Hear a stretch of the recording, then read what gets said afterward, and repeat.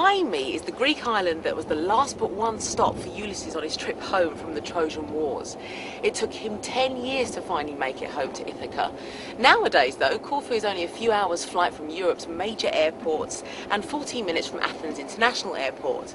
You can also arrive by sea in a luxury overnight ferry from Venice or Ancona, or in the ferry from Brindisi, which only takes 7 hours.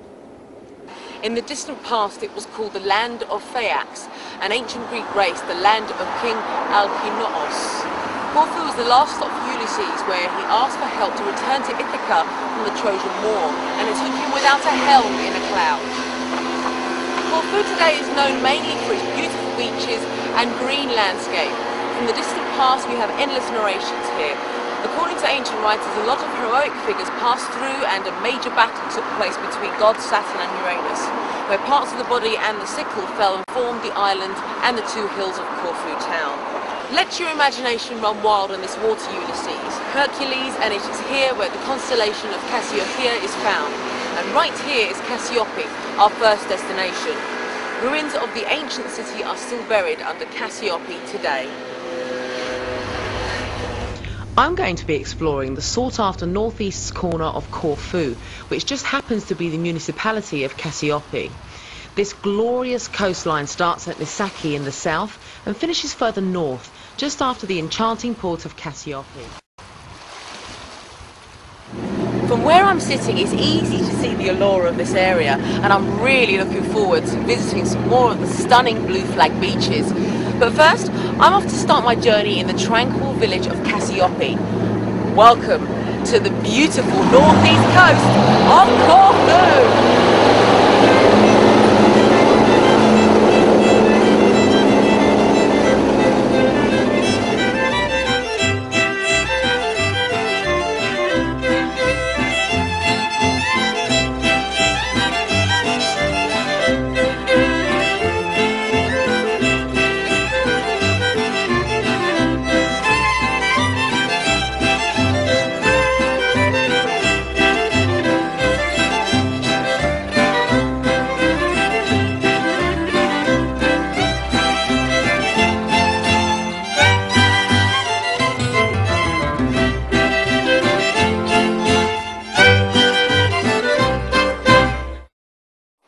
Cassiope itself is said to have been built 2,500 years ago by King Pyrrhus of Epirus, after he received the whole island as a dowry when he married the daughter of the king of Syracuse.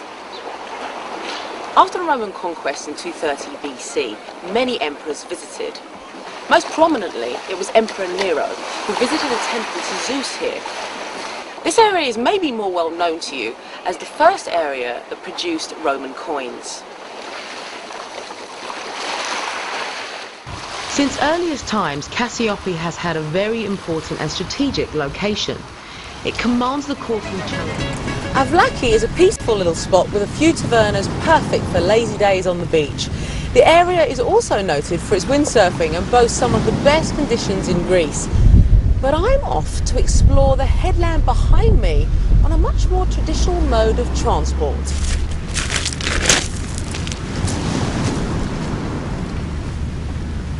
The Avlaki headland is truly beautiful and is now a protected area, with its 3 small lakes, lush vegetation and tiny pristine beaches only accessible by sea or by footpath. Protected species of birds such as the hoopoe flourish here, as do wildflowers such as cyclamen and orchids. What better way to explore this than on horseback? I'm riding on the recently opened track right along the coast from Avlaki to my next destination, St. Stefano.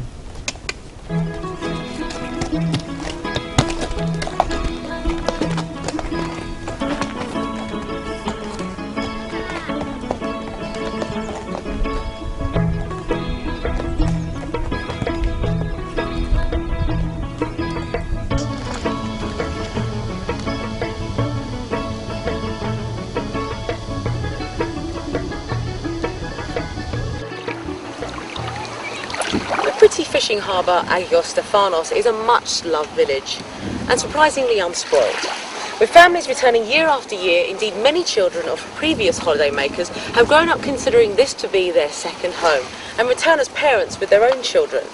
With its pretty beach, several tavernas, a couple of low-key bars, small supermarkets, shops and boat hire, it makes it one of my favourite places to keep coming back to.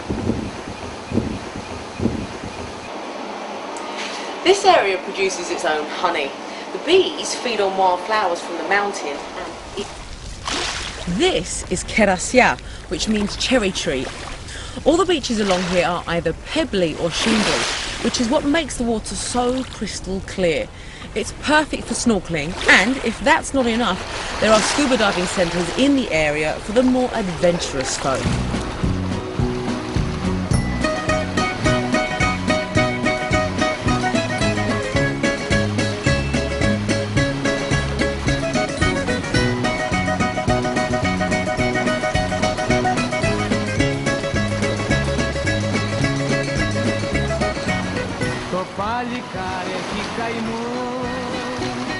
Gulura is a picture-perfect postcard one dreams about. A stunningly pretty horseshoe-shaped bay with a working fishing harbour and distinctive white villa. Originally a Venetian fort, it was eventually converted into a house and is more recently owned by a distinguished European family. This beautiful house and harbour must be one of the most photographed in Corfu. Situated above the delightful little harbour is this picturesque taverna specialising in fresh seafood, which you can retreat to in the event you get bored of sunbathing. Kalami Beach is not only home to a fantastic water sports centre, it's also home to this place behind me, the White House, where Lawrence Durrell lived and wrote.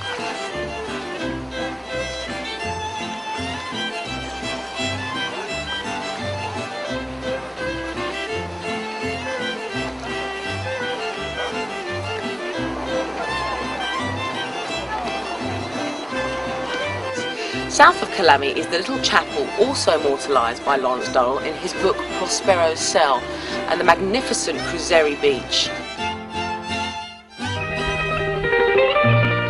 Whilst everyone wants to be by the sea, it wasn't so long ago when the last thing the inhabitants wanted was to be anywhere near the coast.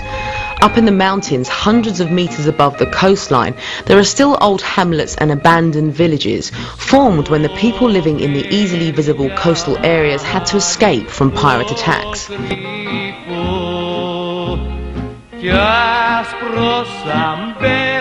It was only in the middle of the 19th century when fear of invaders finally faded, and it was safe enough to head down to more fertile and hospitable land by the coast.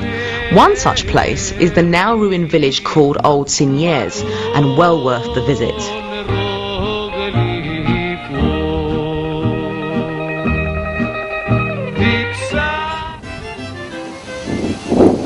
Early and late season is a great time to visit the area, with balmy days and cool nights making it a glorious time of year to come, especially as nowadays much accommodation and most villas have heating and cosy log fires.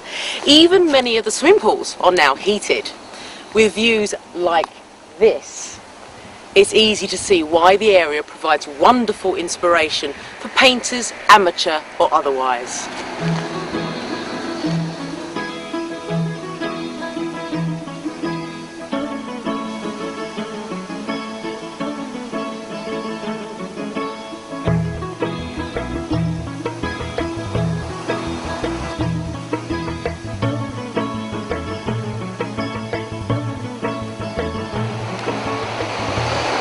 Well, my time in the beautiful northeast of Corfu is sadly coming to an end, but this area has definitely worked its magic on me. It offers something for all ages, all interests, and most importantly, all budgets. With its pristine sea, glorious beaches, lush countryside, ancient hamlets, and most of all, friendly, welcoming locals. Municipality of Cassioppi takes a lot of beating anywhere in the Mediterranean, and I'm definitely coming back. Yamas.